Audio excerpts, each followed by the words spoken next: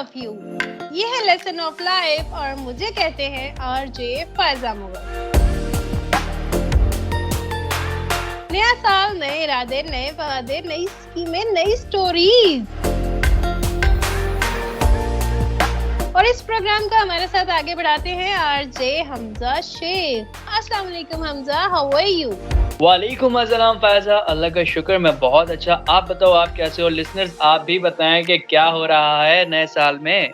जी, जहाँ तक आपने मेरी बात पूछी तो अल्हम्दुलिल्लाह मैं तो फाइन शाइन हूँ, जबरदस्त हूँ, सुपर कूल हूँ और नए साल को नए तरीके से एंजॉय कर रही हूँ। और हमारे लिसनर्स, मैं भी पूछना चाहूंगी कि आप लोगों के क्या है वादे, क्या है इरादे और क्या है आपकी स्कीमें, पॉलिसीज नए साल को लेके। आपके कोई एम्स तो होंगे ना कुछ तो आपने सोचा होगा, तो बता दीजिए हमें आकर हमारे कमेंट सेक्शन में। तो जनाब कौन कौन है, कहाँ से हमारे साथ, ये लगाइए अपनी हाजिरी और बताइए हमें। और जाते हुए हमारे प्रोग्राम को लाइक जरूर करते जाइएगा।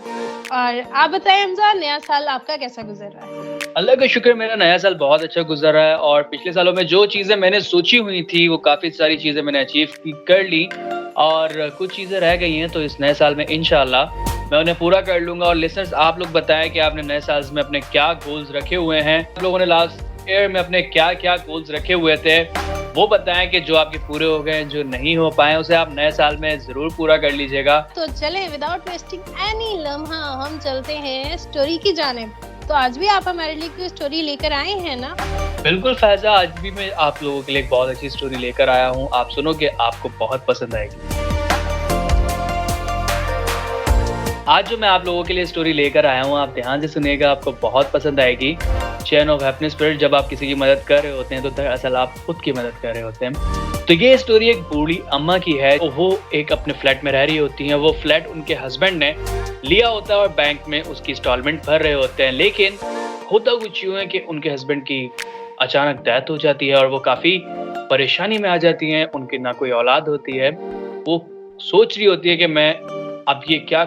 अब मैं ये कैसे इंस्टॉलमेंट पूरी कर पाऊंगी। एक महीना बैंक बर्दाश्त कर लेता है, ये EMI नहीं भर पाती।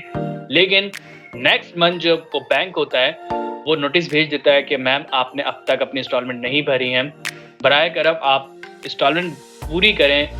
तो ये बूढ़ी अम्मा काफ़ी परेशान हो रही होती है कि मैं कहाँ से भरूँ, मेरे हस्बैंड की भी डेथ हो गई है।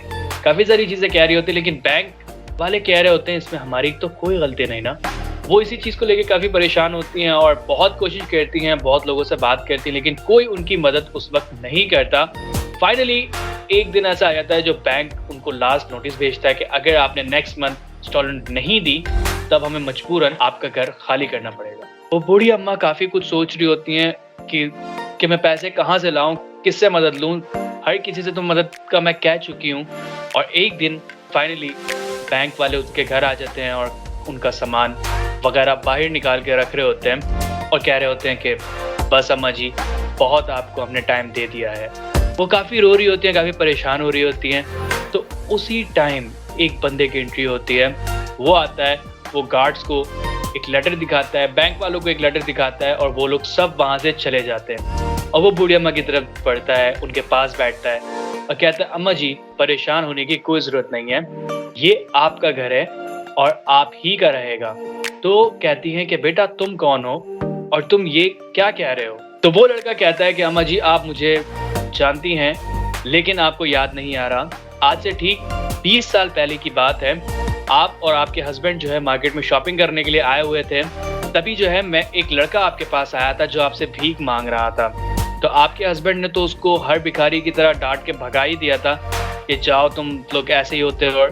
लेकिन आपके हस्बैंड ये सब कहकर आगे बढ़ गए थे, लेकिन आपका दिल नरम हो गया था मेरे लिए और आपने मुझे अपने बैग में से काफ़ी सारे पैसे निकाल के दिए थे और कहा था कि बेटा इन पैसों को बहुत अच्छी जगह खर्च करना। और एक आपने मुझे लॉकेट दिया था, ये देखें। तो वो जब बूढ़ी अम्मा वो लॉकेट देखती है तो उन्हें याद आ जाता है, हाँ एक बच्चा ऐसा था।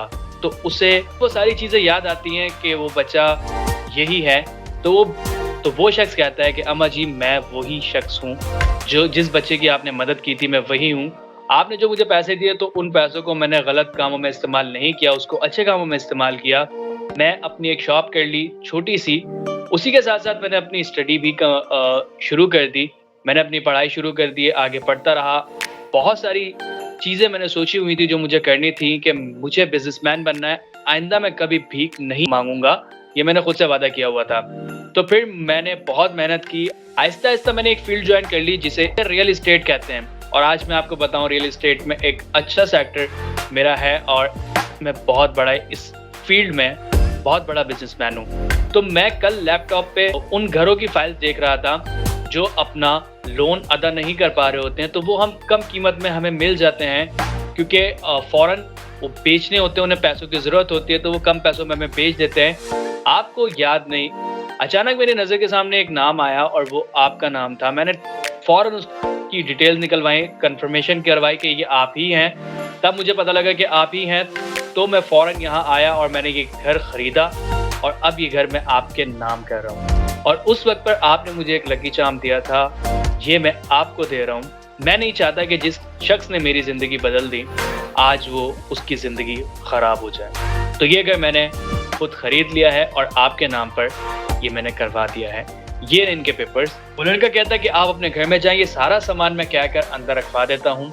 और वो बूढ़ी अम्मा जो अभी थोड़ी देर पहले बहुत परेशान थी, बहुत रो रही थी, वो अचानक बहुत खुश हो गई थी और बहुत उस शख्स को दुआएं देने लगी। मैं आपसे इस स्टोरी के लास्ट में ये कहना चाहूँगा कि कमानी अगर है तो दुआएं कमाएं, क्योंकि पैसे तो हर कोई कमा रहा है। तो ये स्टोरी आपको कैसी लगी फ़ायज़ा? माशाल्लाह बहुत ज़बरदस्त लगी और इसमें जो एक हिडन मैसेज छुपा हुआ है ना, वो तो बहुत ही आला है। और ये आपकी तमाम स्टोरियों से टोटली डिफरेंट इसलिए है कि ये हमारी नए साल की पहली स्टोरी है और इसका मैसेज भी बहुत ही मज़े का है कि कतरा कतरा दरिया बनता है, सबने सुना तो होगा ना।